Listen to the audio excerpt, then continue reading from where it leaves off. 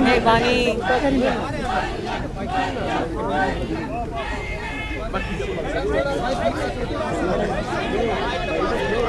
इधर हो जाऊं, सॉरी। शकूर साहब, मैं मीडिया से बात करने लगी हूँ, खामोश।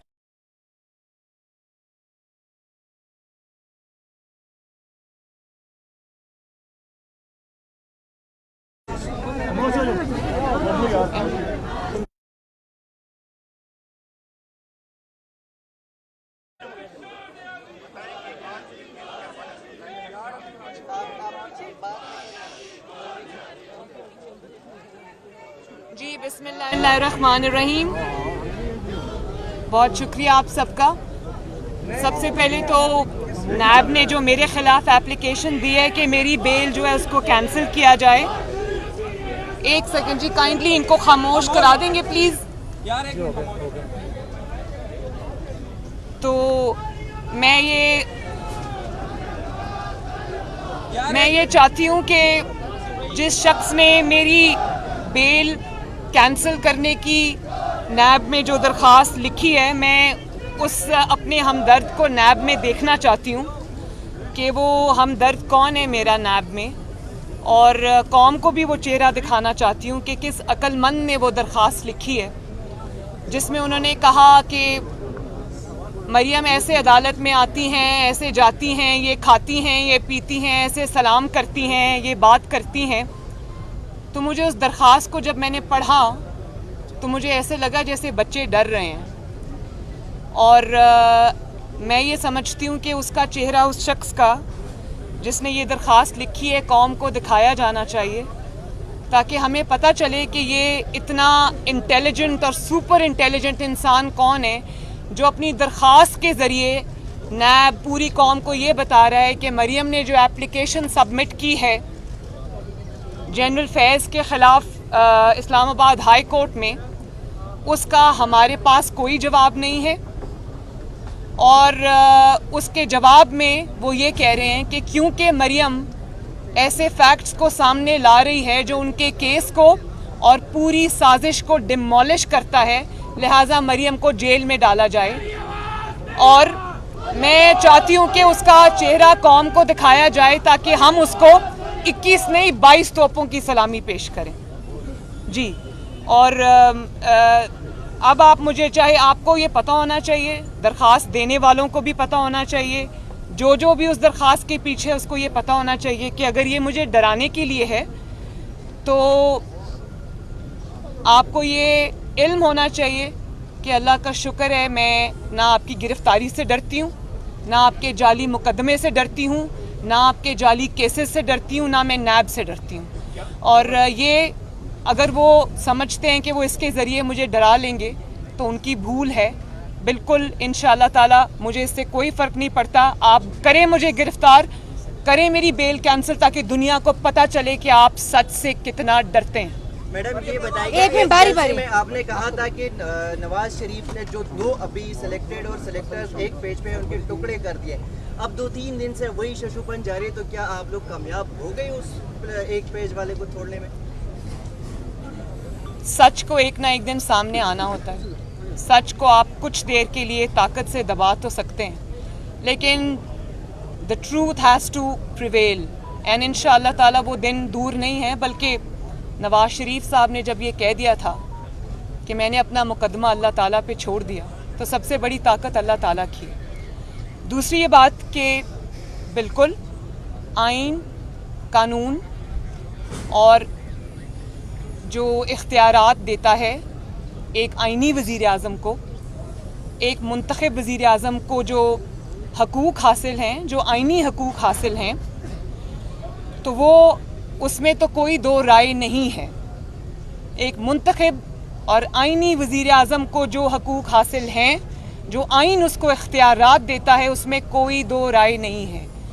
लेकिन जिस शख्स की यहाँ बात हो रही है, इमरान खान साहब, ना वो आइनी वज़ीर आज़म हैं, ना वो मुंतखब वज़ीर आज़म हैं, बल्कि वो एक ऐसे शख्स हैं जो नवाज शरीफ के मैंडेट पे डाका डालकर आज वज़ीर आज़म की कुर्सी पे काबिज़ है, उसको काबिज़ कहेंगे, उसको सिलेक्टेड कहेंगे, लेकिन आप उसको ना आईनी वज़ीर आज़म कह सकते हैं ना मुंतखब वज़ीर आज़म कह सकते हैं, क्योंकि उनके पास ना मैंडेट है आवाम का, ना उनके पास आवाम का वोट है, ना उनकी कोई इखलाकी हैसियत है, ना उनकी कोई आईनी हैसियत है।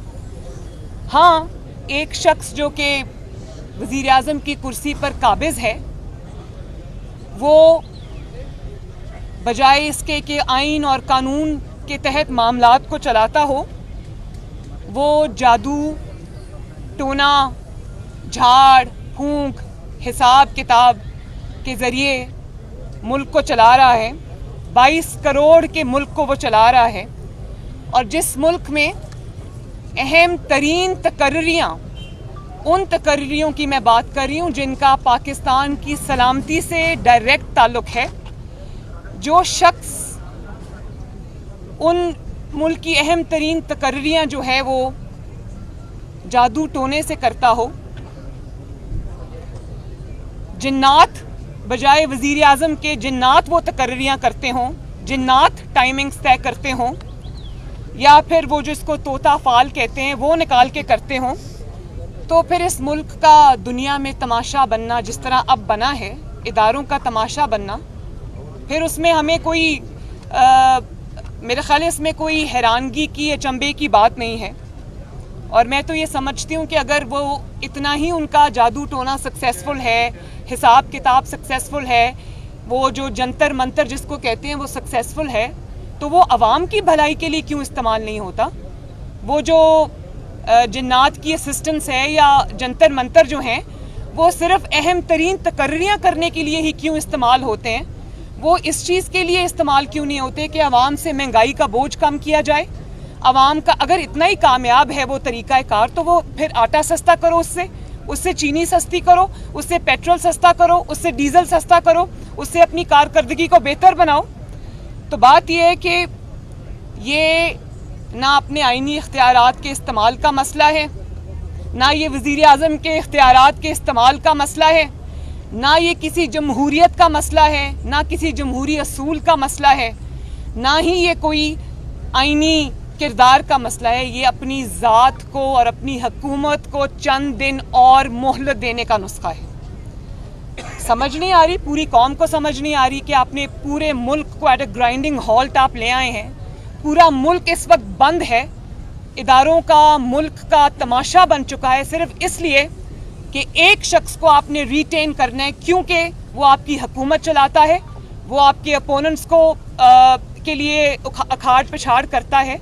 तो समझ नहीं आ रही कि ऐसा क्या मामला दरपेश आ गया? क्या कौम को आपने बेवकूफ़ समझ रखा है?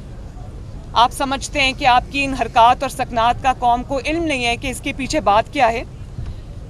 और जब आप ये कहते हैं कि हम कल पढ़ रहे थे कि वज़ीर आज़म का आईनी हक होता है, इख्तियार होता है, आज आपको वोट को इज़्ज़त दो याद आ गई है, तो मैं आपको ये बता दूं कि आपको नवाज शरीफ बनने की कोशिश भी नहीं करनी चाहिए। नवाज शरीफ जब वोट को इज़्ज़त दो का नारा लेकर मैदान में आया था, तो वो मुंतखब वज़ीर आज़म था, वो आईनी वज़ीर आज़म था, वो अवाम के वोट से आया था, वो एक बहुत लंबी जिद्दोजहद तय करके आया था, उसकी एक बहुत बड़ी आईनी स्ट्रगल थी जो उसकी ज़ात के लिए नहीं थी, उसकी ज़ात की उसने कुर्बानी दी, उसने अपनी हुकूमतों की कुर्बानी दी, लेकिन आइन के लिए, पाकिस्तान के अवाम के लिए और वज़ीर आज़म के ऑफिस की इज़्ज़त के लिए उसने अपनी हुकूमतें कुर्बान कर दी। और उस तरह की जो स्टेटस है वो अचीव करने के लिए, वोट को इज़्ज़त दो का नारा लगाने के लिए आपको जेलें बर्दाश्त करनी पड़ती हैं। आपको मैं डिक्टेशन नहीं लूँगा कहना पड़ता है और फिर उस पर कायम रहना पड़ता है। आपको अटक किले में जाना पड़ता है, आपको जिला वतनी बर्दाश्त करनी पड़ती है, आपको झूठे केसेस बर्दाश्त करने पड़ते हैं, आपको झूठी सज़ाएं बर्दाश्त करनी पड़ती हैं, आपको जेलों में जाना पड़ता है, आपको ह्यूमिलिएशन बर्दाश्त करनी पड़ती है, आपको अपनी बेटी को जेल में जाता हुआ, किसी बेगुनाह बेटी को जाता हुआ देखना पड़ता है। तो आप इमरान खान साहब से मैं ये पूछना चाहती हूँ कि उनकी सियासी पहचान क्या है, उनका सियासी तशख़्ख़ुस क्या है।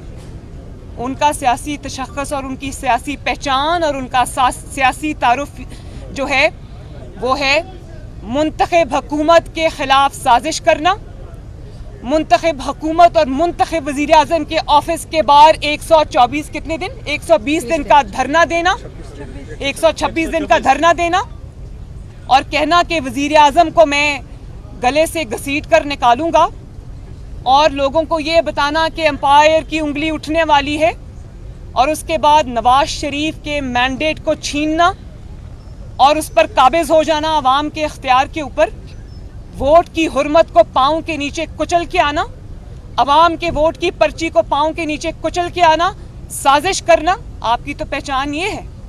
तो आपका असूल से, आपका जमहूरियत से, जमहूरी जिद्दोजहद से, एक आईनी वज़ीर आज़म के इख्तियारात से, उसकी इज़्ज़त से आपका कोई लेना देना नहीं है, आपका कोई वास्ता नहीं है। तो नवाज शरीफ बनने की तो कोशिश भी ना करना और शेर की खाल पहनने से कोई शेर नहीं बन जाता। मैडम एक सेकेंड, और फिर आप कहना चाहते हैं ये? तो बात ये है कि आपकी जो पूरी सियासी जिद्दोजहद है पिछले 8-10 साल की, वो जमहूरियत के ख़िलाफ़ साजिश से इबारत है। और अगर आप ये समझते हैं कि आज आप बदतरीन नालायकी, नाअहली, करप्शन स्कैंडल्स के बाद अगर आपको ये अपनी फेस सेविंग नज़र आ रही है कि आप इसमें सियासी शहीद बन जाएंगे, तो ये ना होगा इंशाअल्लाह ताला, ना अवाम ये होने देगी, ना हम ये होने देंगे। आपको अवाम के ऊपर आपने पिछले 4 साल में जो मज़ालिम ढाए हैं, आपको उसका जवाब देना पड़ेगा। आपको अवाम के वोट को कुचलने का जवाब देना पड़ेगा, आपको अपनी साजिशों का जवाब देना पड़ेगा, आपको इतने बड़े बड़े नालायकी के, नाअहली के, करप्शन के स्कैंडल्स का जवाब देना पड़ेगा, आपको पाकिस्तान को तारीखी कर्जों के बोझ के नीचे दबाने का जवाब देना पड़ेगा, आपको उन तारीखी कर्जों के बावजूद पाकिस्तान में एक ईंट, एक प्रोजेक्ट ना लगाने का जवाब देना पड़ेगा, आपको पाकिस्तान में 22 करोड़ अवाम के ऊपर महंगाई, लाकानूनियत का अजाब लाने का जवाब आपको देना पड़ेगा। आपको जवाब देना पड़ेगा कि इस वक्त इस मुल्क में हुकूमत नाम की कोई चीज़ नहीं है। आपको पूरी दुनिया में पाकिस्तान को रुस्वा करने का, बदनाम करने का जवाब आपको देना पड़ेगा। इसके जिम्मेदार आप हैं। और नवाज शरीफ साहब जब अवाम की खातिर वोट को इज्जत दो का नारा लगाकर पाकिस्तान में निकले थे, अब अवाम के अंदर निकले थे, तो उनके नारे को पजीराई इसलिए मिली थी कि उनके पीछे एक स्ट्रगल थी और कारकर्दगी थी जिसमें 5.8 पे ग्रोथ थी। दुनिया में पाकिस्तान का नाम हो रहा था, सीपेक आ रहा था, मुल्क तरक्की कर रहा था। तो आपके पास तो ये सब नहीं है। और अगर आप इस बदतरीन कारकर्दगी को छुपाने के लिए इस वक्त कोई ऐसा नारा नवाज शरीफ की तकलीद में लगाना चाहते हैं तो आई एम सॉरी, ये अब नहीं चलेगा इंशाल्लाह। मतीउल्लाह साहब, एक मिनट मतीउल्लाह, एक सेकंड, ऐसे नहीं।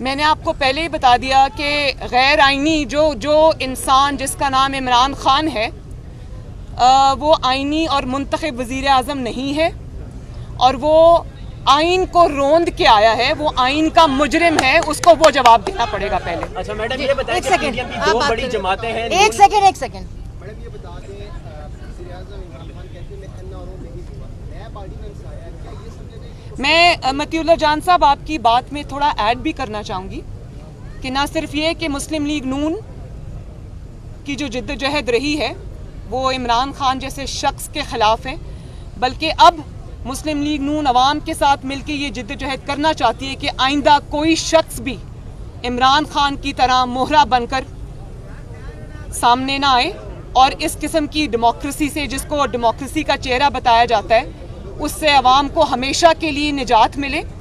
और मुंतखब वज़ीर आज़म का जो स्टैंड होता है, जो नवाज शरीफ साहब का स्टैंड था और है, उसमें ताकत होती है, उसके पीछे अवाम की ताकत होती है। तो नौकरी और चाकरी करने वाले को सिर्फ नौकरी और चाकरी ही करनी चाहिए, उसको नवाज शरीफ की सूरत इख्तियार करने की मेरे ख्याल है कोशिश भी नहीं करनी चाहिए। आप मुझे का खेज लगते हैं ऐसी बातें करते हैं। 1 मिनट विनोशी, अभी ने उनका सवाल खत्म हो जाए। मैडम क्यों मैंने बात की नैब ऑर्डिनेंस की, क्या आप नैब ऑर्डिनेंस को सुप्रीम कोर्ट में चैलेंज करेंगे, और अगर शहबाज शरीफ ने उससे इत्तेफाक कर लिया आपकी हुकूमत अमली क्या होगा? ये मैं पार्टी इसका जवाब देगी। जी आप अच्छा मैडम, ये बताएं एक कि पीडीएम की 2 बड़ी जमातें हैं, नून लीग और जेएआई, रोड कारवान के मामले पे इख्तलाफात हैं जिस पे नून लीग की नहीं जानिब से नहीं, इख्तिलाफ कोई है। इख्तलाफ नहीं है, कोई इख्तलाफ नहीं है, सिर्फ फाइनल फैसले का इंतज़ार है। पीडीएम में अब जितनी भी जमातें शामिल हैं सब एक एजेंडे पे हैं, किसी का कोई इख्तलाफ नहीं जी है। कयूम सदीकी साहब, जी, एक सेकंड, आप कयूम पूछना सदीकी चाहते साहब, एक सेकंड, ऐसे नहीं कयूम सदीकी साहब आप बात करें, ऐसे नहीं हो सकता भाई, 1 मिनट चले आप कयूम सदीकी साहब, आप बात करें। जो एजेंसी खुफिया हो और उसके मामलात चौक चौराहे में ज़ेरे बहस आने लग जाएं, इससे पाकिस्तान की किस कदर सुर्खी देखते हैं आप? जब आप जिन्नात के जरिए ये सब कुछ करेंगे तो फिर तो यही होगा। कयूम सदीकी साहब बात करें। आज आपके वकील जो है इरफान कादिर साहब, उन्होंने नैब से ये कहा कि वो डॉक्यूमेंट दिखा दीजिए जिससे मरीम नवाज बेनिफिशियरी साबित होती है। लेकिन आपकी जो गुज़िश्ता दरखास्त थी जिसमें जरूर बहस का जिक्र था प्रूफ का, उस पर उन्होंने कुछ भी कहने से एतराज़ किया है। ये मसालेहत है या लीगल हिकमत अमली? मेरा ख्याल है कि मेरी दरख्वास्त जो है वो उसमें कोई एम्बिग्विटी नहीं है, उसमें मैंने खोल के एक एक चीज़ बयान कर दी है। तो मुझे जो समझ आ रही थी, वहाँ दूर मैं बैठी थी, मुझे सही आवाज़ नहीं आ रही थी, लेकिन मुझे जो समझ आ रही थी वो ये थी कि वो इस मेरी दरख्वास्त को और नैब की अपील को साथ साथ चलाना चाहते हैं इस्लामाबाद हाई कोर्ट। तो जब मेरी दरख्वास्त पे बहस शुरू होगी, जब वो बहस को ओपन करेंगे तो दूध का दूध और पानी का पानी हो जाएगा आपके सामने। अभी तो आज तो टेक्निकलिटीज़ की बात हो रही थी, मैं यहीं खड़ी हूँ, मैं कहीं नहीं जा रही। और ये भी मैं बता दूं कि अगर मुझे कोई दूसरी दरख्वास्त भी देनी पड़ी अपने पॉइंट ऑफ व्यू को इस्टेब्लिश करने के लिए, उस पे खड़े रहने के लिए, तो मैं वो भी दूंगी इस्लामाबाद हाई कोर्ट में जमा कराऊंगी।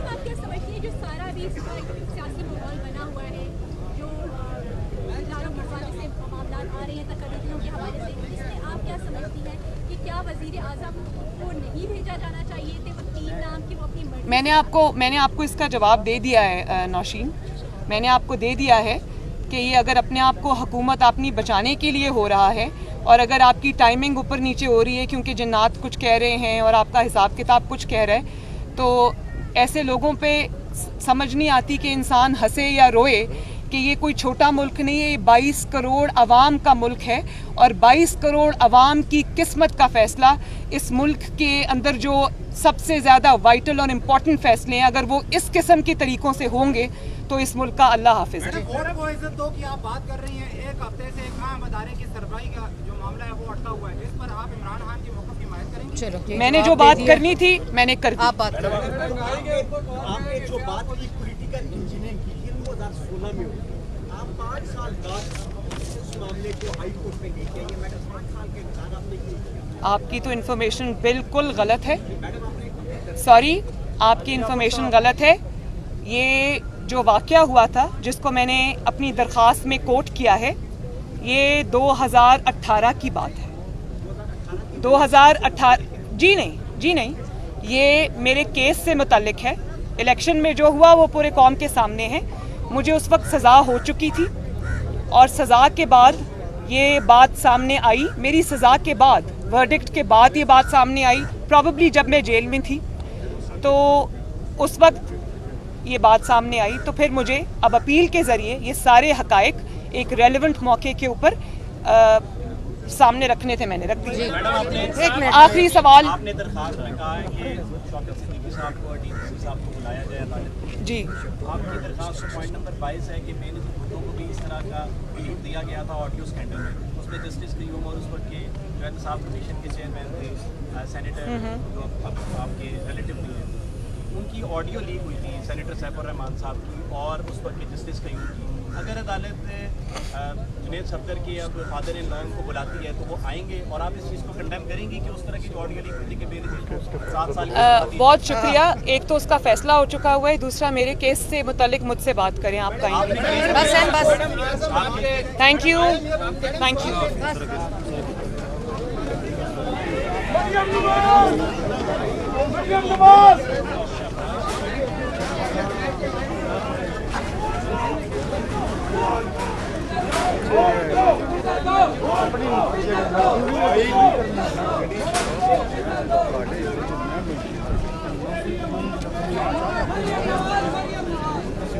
बाली बाली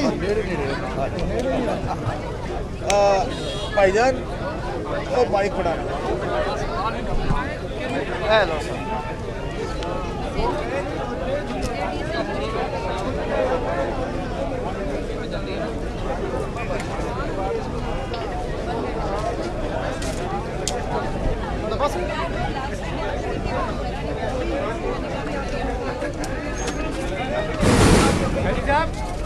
रेडियो खत्म हो गया।